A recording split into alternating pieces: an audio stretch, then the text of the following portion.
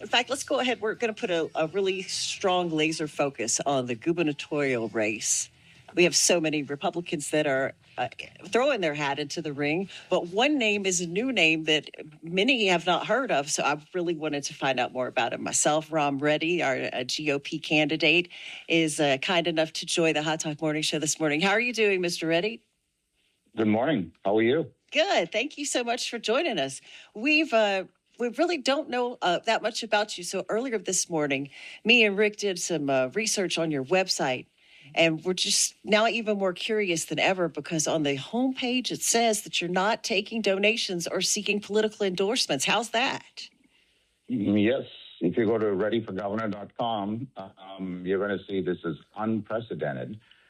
We will not take any donations. It's very simple. I mean, if you look at South Carolina, we're 40 out of 50 in donor transparency, which means that it's like a blind date. You go vote for someone and you have no idea who's bought and paid for them. These 501c4 nonprofits and these PACs, they are not required in South Carolina to tell you who is the source donation to them. So it is all dark money. The entire South Carolina government is corrupted because of it. The trial lawyers dominate this segment. 31% of the legislature are trial lawyers and less than 1% of the working population of South Carolina. Why? Because of all the money that flows in like through these dark monies. So my advisors actually said, you can take money from people, individuals, even if you don't take PAC and special interests. I said, no, I don't want it. I just don't want it. It's so dirty right now that I lose the moral high ground by getting involved in it. So. I completely understand, but campaigns cost money. So how are you going to fund it? I'm just going to self-fund. I'm the true American story. I've been in the private sector my whole life, like the president and Elon Musk. I went to, the Wharton Business School, and after that, I've been building businesses, starting businesses, running businesses, and manufacturing essentially my whole life. I've never run for office ever before. And so I just said, we talked about it as a family. I have a 15-year-old and I was a freshman in high school, so not the best time, but we all talked about it and they said, look, we got to do this. We've inverted government. Government was formed 250 years ago with a very simple premise. Your rights come from God, and government's role is to protect those rights. And what we've done is we've taken this and subcontracted it to a vast agency state and a judiciary that's no longer independent, and we have weaponized government against the citizen. Government now thinks their job is to go after the citizen. You go and look at family courts, probate courts, all these agencies. It's awful what's going on. And so we're a red state, run like a blue state, and if we don't watch out, we're going to become a blue state. Our taxes are the highest, income tax the highest of any red state in the nation.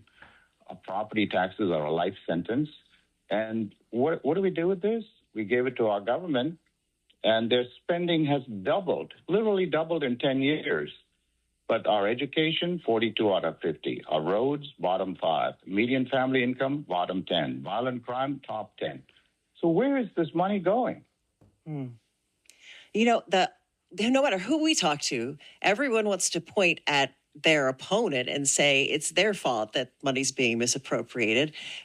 But, no one wants to take responsibility if it was actually something that they did or voted for.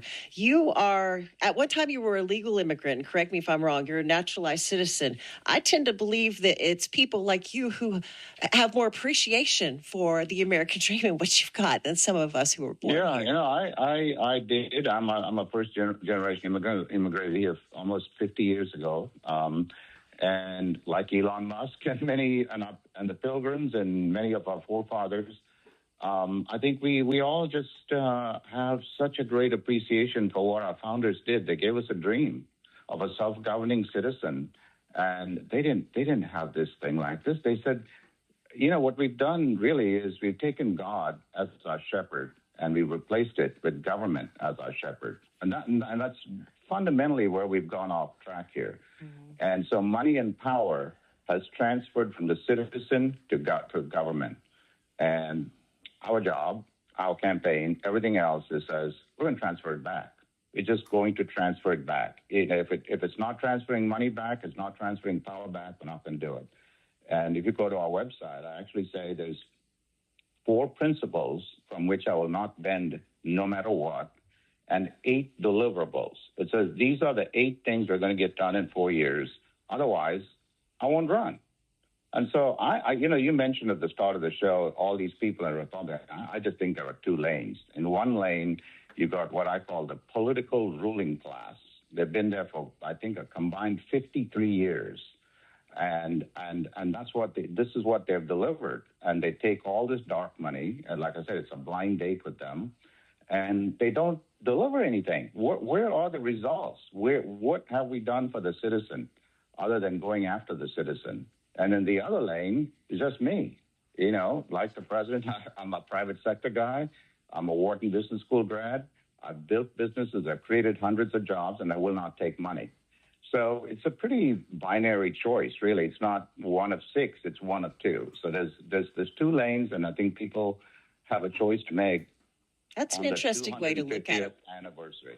We're talking with GOP gubernatorial candidate Reddy. Now, you said that you share your alma mater with Elon Musk. You also share something else in common. What is this Doge SC? So what happened is, while we're not directly connected with Elon's efforts, it was similar. We started out here saying, my gosh, what's happening? Where's all this money going? And where these agencies, 101 agencies in a state of 5.5 million people. We're spending $2,000 more per citizen per year than my friend Ron DeSantis, by the way, the best governor in the country, does in Florida.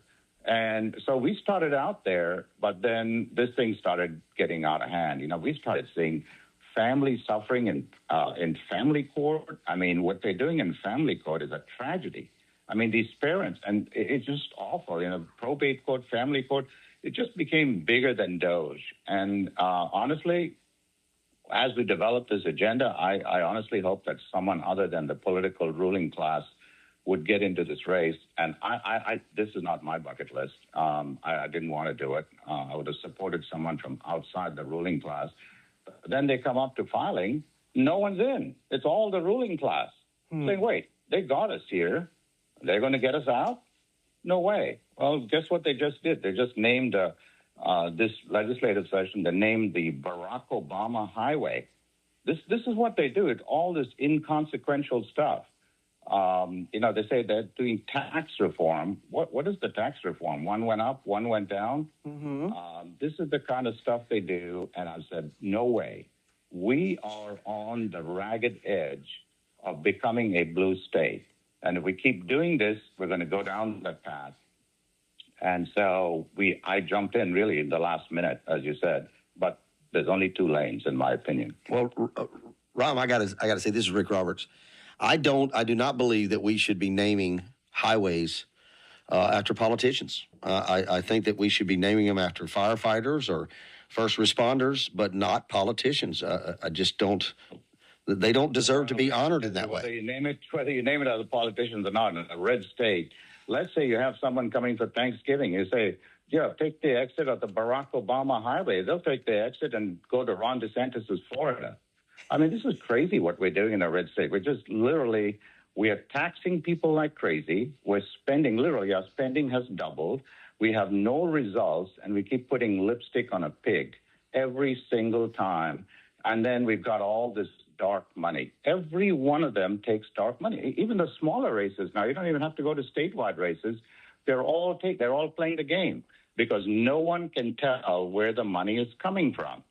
So unless your listeners and you wake up and say, this has got to stop, it will not stop.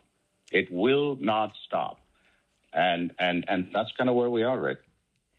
Thank you for pointing that out. I think we were saying that earlier about something else happening in North Carolina. Well, the system's broke. We're talking with Reddy, the gubernatorial candidate and Republican, who has come up with something called the Covenant 250 Pledge. And part of the pledge, if I understand correctly, Ram, is something other candidates have said, that they would like to eliminate state income tax. You have something very unique in your wording that I would like to know more about. It says that you want to fix exactly 110 sales tax exemptions.